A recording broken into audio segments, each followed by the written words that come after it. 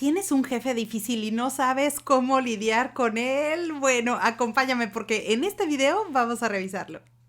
Hola, hola, ¿cómo estás? Me da muchísimo gusto saludarte nuevamente. Gracias por estar aquí en tu canal de coaching. Soy Liliana. Si es la primera vez que ves alguno de estos videos, bienvenido. Quédate conmigo, suscríbete y únete al grupo, porque aquí tú y yo vamos a revisar muchísimas cosas relacionadas con el coaching profesional, pero también con el desarrollo y la motivación, como por ejemplo este tema del que quiero hablarte el día de hoy y que me han dejado por ahí algunos comentarios diciéndome: oye Liliana, ¿qué puedes hacer cuando tu jefe es una persona súper complicada?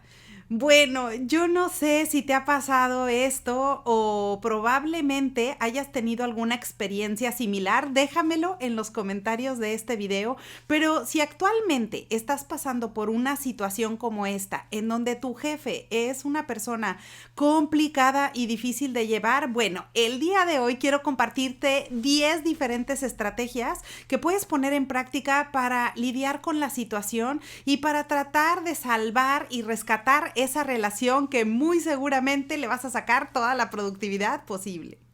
Ay, por supuesto que no es nada fácil lidiar con un jefe complicado o con una persona que es complicada y que en lugar de ir a la oficina felices, contentos porque está empezando un nuevo día, vayas con un dolor de cabeza, preocupado porque algo te va a decir o porque a lo mejor el estilo o la personalidad no te agradan. Bueno, te entiendo perfectamente. Esto es una cosa que te puede restar demasiado la energía y que te puede en realidad molestar o completamente perjudicar tu día, pero no hay que permitirlo. Por esa razón, yo te quiero compartir algunas estrategias simplemente como una conversación de amigo a amiga, en donde puedas implementarlos en la medida de lo posible, lo más que puedas, para tratar de rescatar esa relación y para que le des una oportunidad a esta persona. Porque mi primer mensaje para ti es que acuérdate que todas las personas cometemos errores.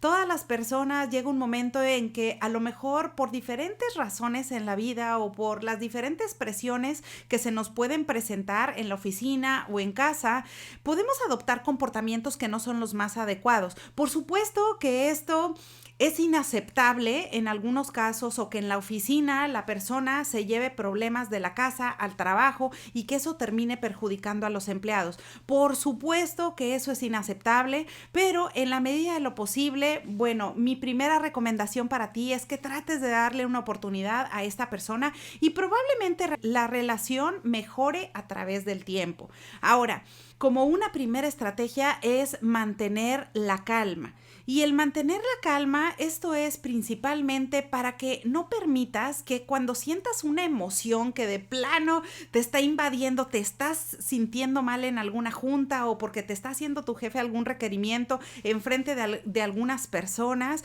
y tú de pronto sientes esa emoción o sientes como que se estás tensionando esa conversación, pues ahí la recomendación es que trates de mantener la calma, de que no permitas que eso se vaya escalando, porque si le das oportunidad a que eso avance, muy seguramente la relación se va a dañar a través del tiempo. La segunda estrategia que puedes implementar es comunicar efectivamente. Y acá tú me dirás: bueno, Liliana, pero por supuesto que la comunicación debe de ser en ambas vías. Y por supuesto que sí, idealmente debe de ser de las dos partes. Sin embargo, tú mantente en lo que está en tu control, y lo que está en tu control es que tú puedas tener una comunicación efectiva, y esa comunicación efectiva luce de forma transparente, en donde tú puedas tener la libertad de expresar cuáles son tus opiniones, cuáles son tus recomendaciones o incluso las respuestas para resolver algún problema o alguna situación en particular. La estrategia número 3 está relacionada con la comunicación y por supuesto que también es parte de una comunicación efectiva, que es escuchar con atención. Y acá lo que yo te diría es que trates primero de escuchar sus puntos de vista. En ocasiones la persona puede estar hablando muy rápido, o a lo mejor en las juntas de pronto simplemente te pasan a ti alguna cosa o alguna actividad adicional que no estaba contemplada, pero es importante poner atención a cuál cuál es el racional del por qué se está moviendo de esa manera la situación. Así que si tú escuchas cuál es su perspectiva y cuáles son sus puntos de vista, muy seguramente eso te va a dar oportunidad para que tú pidas permiso o simplemente le pidas unos minutos para entonces, después de eso, poner atención a lo que tú tienes que decir, a tus recomendaciones, a cuáles son tus opiniones y qué es lo que quieres hacer para mejorar la tarea en cuestión. La estrategia número 4 es mantener y construir una relación de respeto. Esa relación de respeto con el tiempo puede hacer que se vaya mejorando una comunicación que no comenzó de la mejor manera al inicio. O quizás a lo mejor esa relación que tú tenías con tu jefe en el pasado era muy buena, pero con el tiempo se fue distorsionando o se fue dañando. Cualquiera que sea el caso, es importante pues mantenernos en el marco del respeto. Idealmente el respeto es un valor que tienen la mayoría de las organizaciones y si tu jefe no lo está modelando, pues pon el ejemplo siendo tú la persona que se conduce con respeto y amabilidad con los colegas y con él también.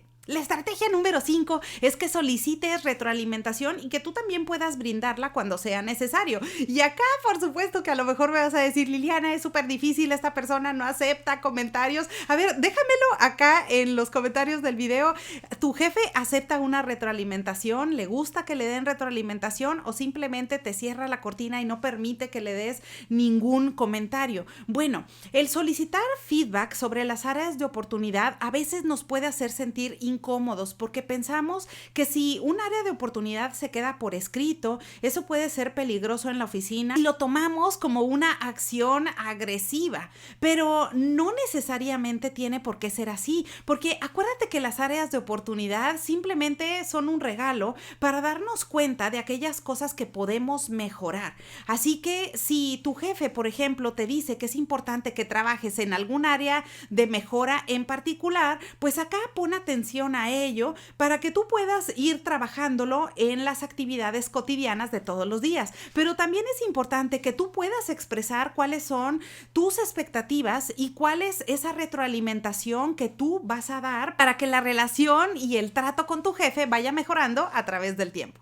La estrategia número 6 es que puedas documentar tus avances. En ocasiones el acuerdo verbal no es suficiente y si tienes un jefe que es complicado o que tiende a olvidar los acuerdos que han hecho previamente, pues entonces es importante documentarlos, enviar por escrito cuáles son esos avances o cuáles son esas respuestas o cosas que tú ya has solucionado para que quede evidencia de que lo estás haciendo en tiempo y forma. La estrategia número 7 es establecer expectativas y límites claros. Esto incluye, por ejemplo, los horarios o los tiempos de entrega. Es importante que tú te puedas poner de acuerdo con tu jefe directamente cuál es la expectativa de que tú entregues un trabajo determinado, para que de esta manera, si tu jefe está pensando que a lo mejor al asignarte una nueva actividad, tú lo vas a tener listo el mismo día, pero probablemente esa actividad tome mucho más tiempo, es necesario que en ese momento lo preguntes